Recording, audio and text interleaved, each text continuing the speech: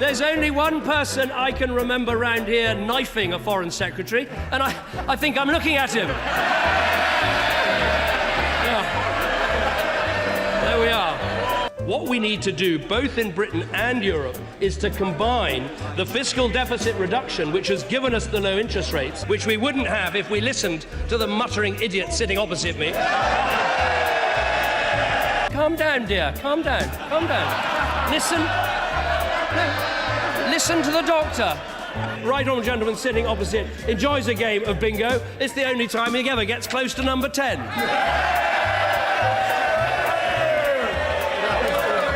But I would like to highlight something the Shadow Chancellor said this week.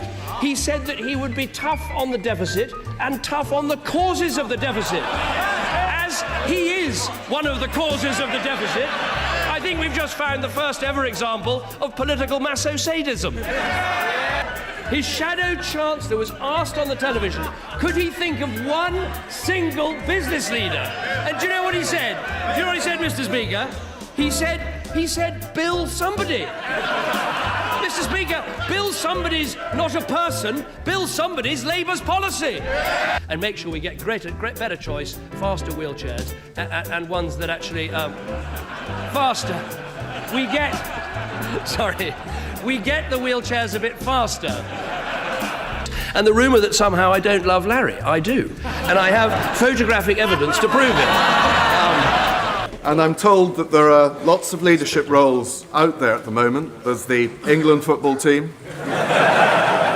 There's Top Gear.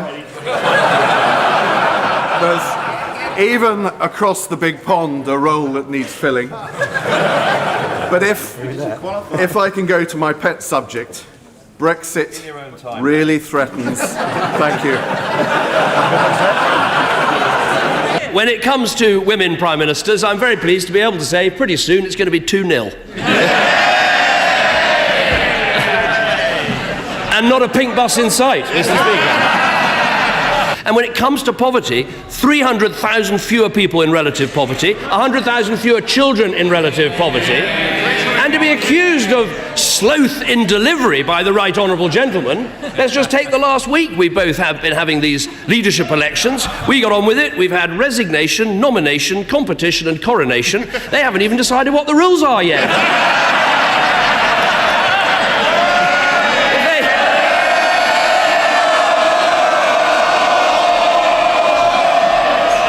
If they ever got into power, it'd take them about a year to work out who would sit where.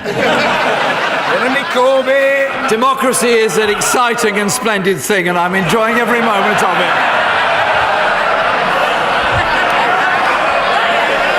The Home Secretary, Mr. Speaker, was talking of the economy. The Home Secretary, again, she said, many people find themselves exploited by unscrupulous bosses. I can't imagine who she's referring to. Let me say something to him about the democratic process of leadership elections, because I did say a couple of weeks ago that I thought it was, I have to say, I'm beginning to admire his tenacity. He is reminding me of the Black Knight in Monty Python's Holy Grail. He's been kicked so many times, but he says, keep going, it's only a flesh wound. I admire that. I'm glad he mentions emails, because actually I've got an email as well. Now, I got this, I'm not making this up, I promise. I got this on the 16th of September 2015 from someone called Judith, and she said this: please keep dignity and not triumphalism during the first PMQs today with Jeremy Corbyn. And she gave this reason. She said, because Tom Watson, who may oust Jeremy Corbyn, is a very different kettle of fish. He's experienced, organised and far more dangerous in the long term. She goes on, so sensible, sober, polite answers to Mr Corbyn. Let him create his own party disunity. After this is over, I've got to find Judith and find out what on earth happens next. Jeremy Corbyn! Mr Speaker, I've had the pleasure of asking the Prime Minister 179 questions. And thank you. Well, there are plenty more to come to his successor. Don't worry about that.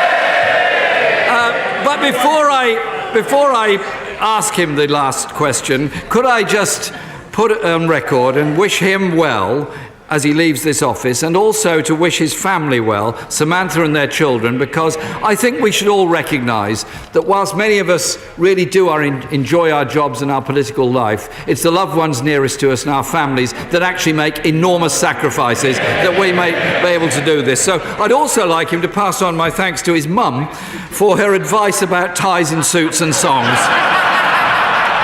It's extremely kind of her, and I'd be grateful if he'd pass that on to her personally. And I'm reflecting on the lesson that she offered. But I've got one rumour that I want him to deal with.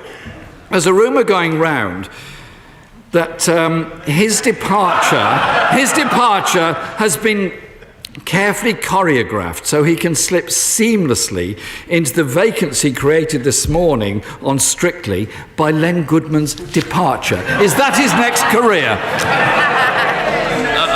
I don't really have a paso doble, so no, I can promise that is not the case. Let me say to him, first of all, thank you for the kind remarks and the good wishes to my amazing wife Samantha and my lovely children who are all watching from the gallery today. He's absolutely right. The pressure is often bears hardest on those we love around us in these jobs. And let me send my best wishes to his family as well. I've done a bit of research, Mr. Speaker. I have addressed 5,500 questions from this dispatch box. I'll leave it for others to work out how many I've answered.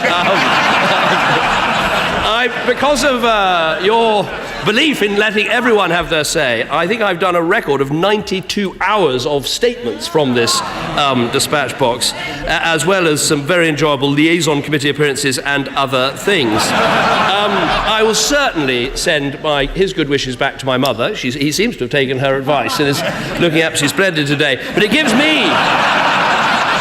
me the opportunity to put a rumour to rest as well, even more serious than the Strictly Come Dancing one. And he'll appreciate this because El Gato, his cat, is particularly famous. And the rumour that somehow I don't love Larry. I do. And I have photographic evidence to prove it.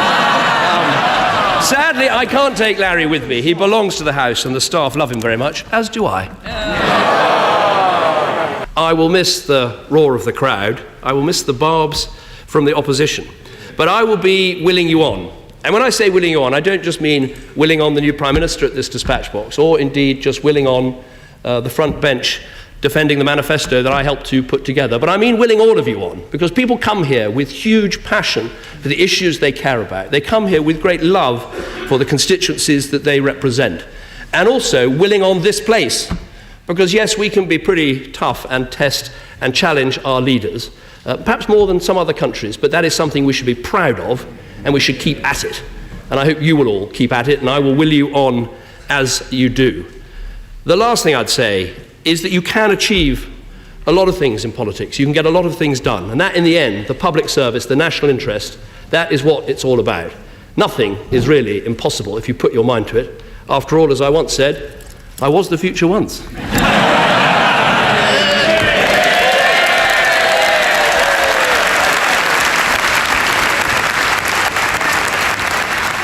The last thing I'd say is that you can achieve a lot of things in politics. You can get a lot of things done. And that, in the end, the public service, the national interest, that is what it's all about. Nothing is really impossible if you put your mind to it. After all, as I once said, I was the future once.